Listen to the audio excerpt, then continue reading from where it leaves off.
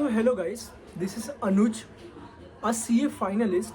I cleared my both group of CA Inter, that's CA Inter Group 1 in Jan 25 and CA Inter Group 2 in May 25. I cleared in my first attempt both the groups. I gave examination in group wise. Now in this video I am going to tell how I created a problem in my articleship. Yes, a problem in my articleship. Why I am saying a problem in my articleship? Because I can't say ruined, but I created a problem. So in this video I'm gonna talk about. So guys, जैसे मैंने अभी बताया कि मैंने मेरा group 1 Jan 25 में दिया और मैंने क्लियर किया और May 25 में मैंने मेरा ग्रुप 2 दिया. सो मेरी टैक्स की एग्ज़ाम बहुत अच्छी नहीं गई थी, तो जिसकी वजह से मुझे मेरे ग्रुप 1 के रिजल्ट पे थोड़ा सा शक था, सिर्फ और सिर्फ टैक्स को लेके. बाकी मेरा accounts and law was very very good. तो सिचुएशन ऐसी थी कि मैं अपनी रिजल्ट पर ज़्यादा कॉन्फिडेंस नहीं ला पा रहा था और मैं सिंस मेरा एक ग्रुप पेंडिंग था तो मैंने सोचा ITOC अभी नहीं करते हैं. May 25 की एग्ज़ाम के बाद ITOC दोनों कर लेंगे. तो मैंने प्रिपेयर करना शुरू किया. अब May 25 में there was a situation of pandemic war situation. अब उस वॉर की वजह से हमारी एग्ज़ाम हो गई शिफ्ट की वजह से ITOC की बैचेस मैंने एक ली थी, जिसमें OC की बैच मैंने पहले ली थी, तो OC की बैच को मुझे थोड़ा आगे बढ़ाना पड़ा. अब सिचुएशन ऐसी कि मेरी OC की बैच कंप्लीट हुई 3 जुलाई को. अब मुझे IT की बैच ही नहीं मिल रही थी, तो IT की बैच मेरी अब गोइंग ऑन है. मतलब दिस इज़ करंट, आज डेट है 1 अगस्त, तो मेरी IT कंप्लीट होगी 14 अगस्त को. लेकिन बीच में सडन हॉलीडेज़ की वजह से मेरे IT की एग्ज़ाम होगी 18 अगस्त को और मेरा सर्टिफिकेट सो ऑन 5-6 दिन से आगे बढ़ जाएगा. तो तब तक मेरी आर्टिकलशिप तो पेंडिंग रह गई. अब इससे दिक्कत क्या आई कि रिजल्ट के बाद तो तुरंत सारी फर्म की वैकेंसीज ओपन हो जाती हैं. बड़ी बड़ी firms, big 4, big 20, top 20, top 50, सबकी, इवन स्मॉल फर्म्स की भी वैकेंसीज ओपन हो जाती है. अब सिचुएशन ऐसी है कि ITOC कंप्लीट नहीं है, नो रिफरल, नो रेफरेंस. अब प्योरली तुम्हारा स्किल मैटर करता है, तुम कैसे अप्लाई कर सकते हो. मैंने आर्ट CA की जो सेमिनार्स होते हैं जहाँ पे आर्टिकलशिप के लिए लोग आते हैं, मैंने उसमें भी अप्लाई नहीं करा.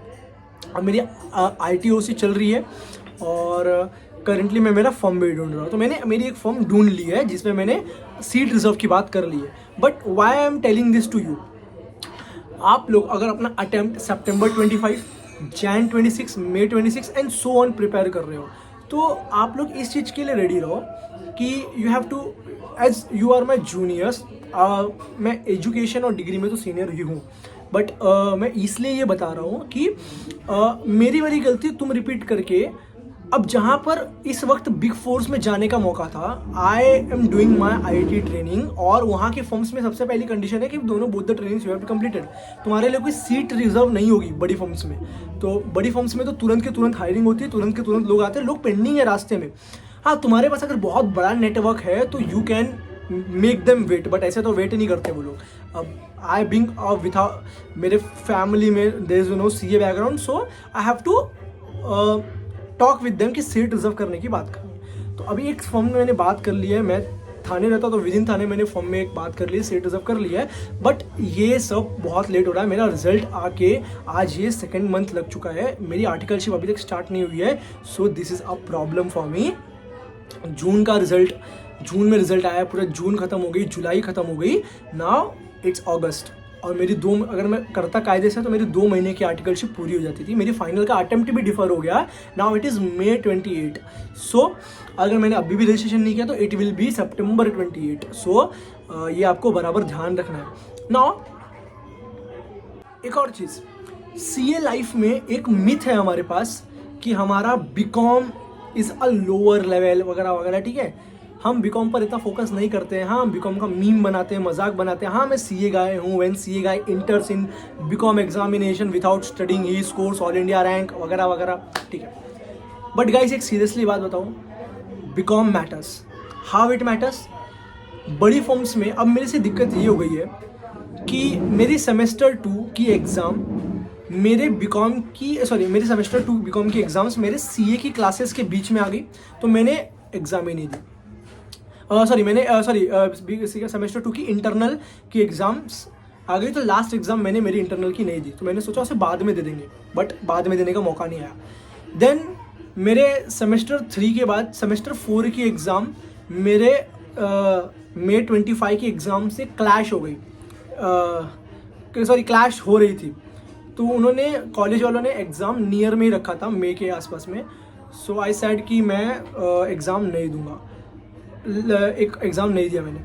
तो दिक्कत ये ऐसी आ गई कि सेम 2 और सेम 4 में केटी होने की वजह से आई गॉट ड्रॉप्ड, मेरे को ड्रॉप लग गया, 1 साल का ड्रॉप लग गया। नाउ मैं Jan 26 में फॉर्म भरूंगा एंड वापस मई में एग्ज़ाम दूंगा, मार्च में एग्ज़ाम दूंगा, एंड देन फ्रेश 26-27 का जो बैच होगा उसमें TY अपना कंप्लीट करूंगा। तो ये I just spoked this fact towards the hiring partners. मैंने मेरे प्रिंसिपल्स के सामने डिस्कस किया, मेरे जो CA हायरिंग कर रहे थे उनके सामने डिस्कस किया।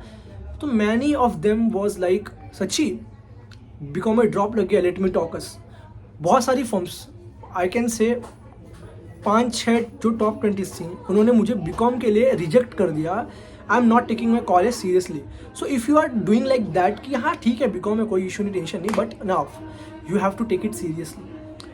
मैं नहीं कहता कि क्लासेस CA की क्लासेस बंक करके CA की पढ़ाई छोड़ कर जाओ, बट हाँ you have to give all assignments on time, exams दो टाइम पर, ऑल असाइनमेंट्स सीरियसली लो, टाइम पर सबमिट करो। हाँ अगर अनलेस एंड कि मतलब असाइनमेंट से तुम्हारे ड्रॉप वगैरह की ज़्यादा दिक्कत नहीं आती तो ठीक है, वरना अगर असाइनमेंट के मार्क्स सेपरेटली कैलकुलेट होते हैं और एक्सटर्नल के मार्क्स सेपरेटली कैलकुलेट होते हैं तो असाइनमेंट्स दो, क्योंकि अगर असाइनमेंट में भी KT लगेगा तो it is considered as KT और it can have a power to make a drop of you. So this was all about. ना I am currently in CA final. मुझे ऐसा कुछ ज़्यादा इश्यूज़ नहीं हो रही क्योंकि कुछ फॉर्म्स को दिक्कत है बट ज़्यादा फॉर्म्स को दिक्कत नहीं है।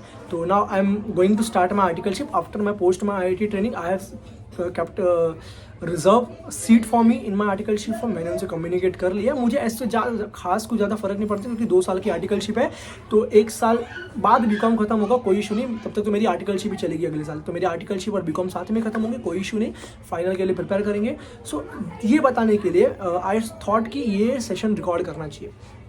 तो ये क्योंकि बहुत डाउट नहीं हो सकता किसी का ये, बट एक स्टोरी की तरह हो सकता है कि हाँ they have to take their things seriously, क्योंकि तुमने अगर किसी भी चीज़ को एज योर करियर एजुकेशन अगर अडॉप्ट किया है तो you have to take it seriously, क्योंकि you are answerable to the faculties या सामने वाले को तुम आंसरेबल हो, क्योंकि तुमने अगर इसी तरीके से लाइटली लेना था तो वाई यू शुड डू, तो तुम्हें बीकॉम लेना ही नहीं चाहिए था। मेनी फॉर्म्स में फॉर्म 102 फिल करने के लिए प्रॉब्लम आती है बीकॉम को लेके। If the question is, if you have adopted it as your education, it will reflect in your CV. So why are you not taking it seriously? That's the question many firms can ask. अब तुम्हारा अगर answer ऐसा sir CA वाला बंदा था, मैं BCom पे focus ही क्यों करूँ, तो why you should take B Com? So it is answerable question. So शायद तुम्हारे पास इसका आंसर हो ना हो, तो you have to take your college seriously. हाँ अटेंडेंस ना मेंटेन करना है कोई बात नहीं, बट एग्जाम्स वगैरह में KT वगैरह ड्रॉप वगैरह मत लगने देना, क्लीनली बीकॉम पास करना, no need to top, but हाँ you have to be clear in the BCom. CA के रिजल्ट सबको पता है अनसर्टेन होते हैं, बट बीकॉम में you don't have to create uncertainty. So this was all about from my side. Subscribe my channel. अब now being a CA finalist मैं बहुत सारी चीज़ें अपलोड करूँगा, मेरे स्टडी शेड्यूल्स अपलोड करूँगा, कैसे पढ़ना है, कैसे फाउंडेशन इंटर क्लियर करना है, उसके भी बहुत सारी स्ट्रैटेजीज दूंगा, क्योंकि मैंने मेरे दोनों एग्जाम्स फर्स्ट अटेम्प्ट में क्लियर करे हैं। So and being not a joking but yeah I am a average guy, average student, not studying too much. मेरे को CA में भी ज़्यादा मार्क्स नहीं आए, 50% स्कोर किया मैंने। ग्रुप 1 में 159, ग्रुप 2 में 150, कट 150, जितनी चाहिए थी उतनी ही ICAI ने दिया है। तो हाँ there was a strategy in my group 1 मैंने यूज़ करा था, और ग्रुप 2 में भी मैंने स्ट्रैटेजी यूज़ करा था। अगर स्ट्रैटेजी वीडियो चाहिए होगा तो प्लीज़ मुझे श्योरली कमेंट में बताना, मैं एक स्ट्रैटेजी वीडियो जरूर बनाऊंगा कि मैंने सच्ची में स्ट्रैटेजी से पास किया था मेरा ग्रुप 2 ऑडिट और group 1 tax. So this was all about from my side.